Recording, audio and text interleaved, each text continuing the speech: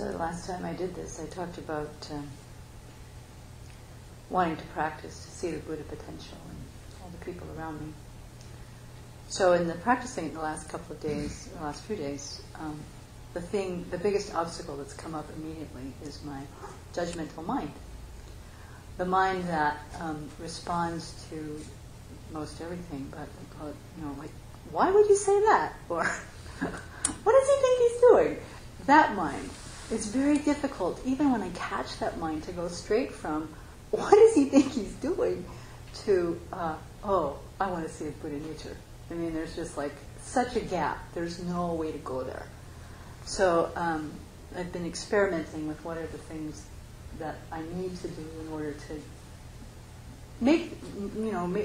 shorten the gap between that judgmental, critical thought that comes up, which I want to eliminate completely. But first, I need the antidote, and then really wanting to be able to hold each other in their Buddha nature.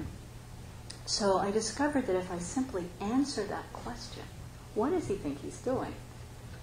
He's trying to be happy. If I answer that question, he's trying to be happy. And then I have to add, just like me. Then I've kind of satisfied that mind with a very reasonable and equanimous way of viewing things. And then if I soften with that and really stay with it, then I can go to, and there's a Buddha potential there. I have the Buddha potential. We're exactly alike.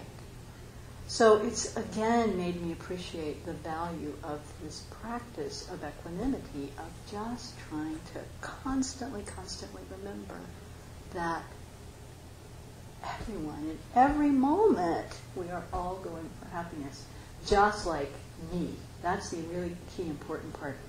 I went back, I've been very impressed with Jeffrey Hopkins' writings about how to cultivate compassion, and his book renamed, I have to always look it up, The Truthful Heart, has some very specific meditations for how to develop even this equanimous view of seeing each person as simply wanting happiness just like me.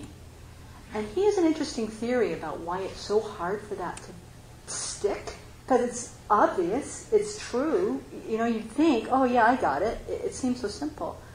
But his idea is, he said, we see other people mostly through our visual consciousness. So we experience mostly their color and shape. And that's all the visual consciousness does. But we experience ourselves through feeling. So our happiness and unhappiness, or our pleasure and pain. So we're very connected to this feeling sense. But because we experience each other more visually, we don't really remember that the other person is also feeling. So this thing about always tagging this person wants to be happy just like me and doesn't want to suffer just like me, is knitting this link into our consciousness that indeed this person is also feeling. And for me to try to open to the capacity to experience this person on a feeling level and not just a visual level, which is mostly how we do it. So that's the challenge of the moment, is to be able to respond, to really train my mind to respond to that critical impulse with, oh, no, this person's trying to be happy, just like me. And then I can go to reflecting more deeply on how they also have a potential to become Buddhas, just like me. And so we stay equal on every level. So that's where I'm going with that these days.